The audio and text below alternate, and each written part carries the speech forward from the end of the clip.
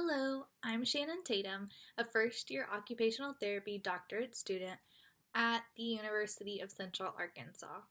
This quick presentation will briefly cover occupational therapy and what it can bring to the consumers of an adult developmental day program with emphasis on the psychosocial aspect of consumers' well-being. Occupational therapy is a field that stretches across the lifespan to engage clients in the skills and occupations they value to lead a more independent life with increased well-being. This includes addressing all areas of participation, meaning cognitive, sensory, physical, environmental, and psychosocial. As occupational therapists, we see the value in catering to our clients in every way they may need assistance in.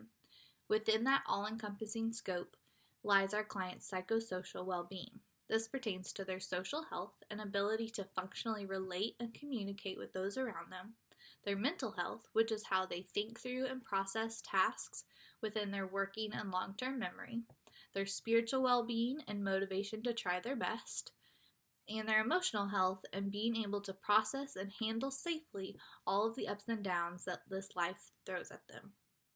In your adult developmental day program, you and your staff have already implemented so many supportive and educational opportunities for your consumers. It is evident a lot of research and planning has gone into making that program run efficiently and maximize the benefit for them while they are under your care.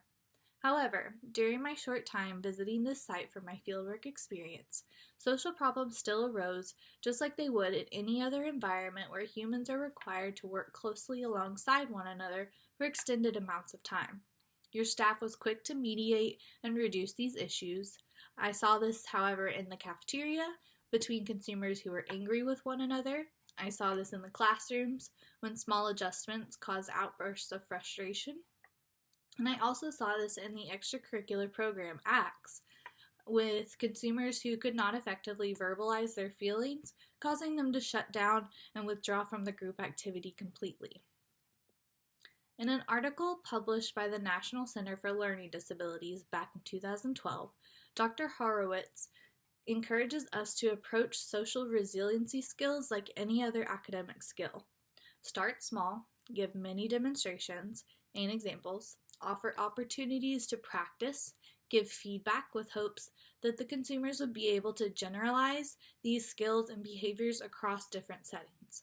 By taking a more preventative approach to these psychosocial subcategories and work on the functional skills needed to improve an individual's abilities and participation in areas such as nonverbal cues, identifying feelings, building self-esteem, turn-taking, we, as OTs, can further mitigate the amount of social and emotional breakdowns that occur within your facility and housing areas provided to your consumers. We would work alongside the other staff and teachers within the program to educate them on more ways of incorporating psychosocial strategies within their already planned coursework. Some easy ways to implement psychosocial opportunities in your already well planned out program would be by mixing up the lunch table arrangements to encourage consumers to sit with different peers every so often.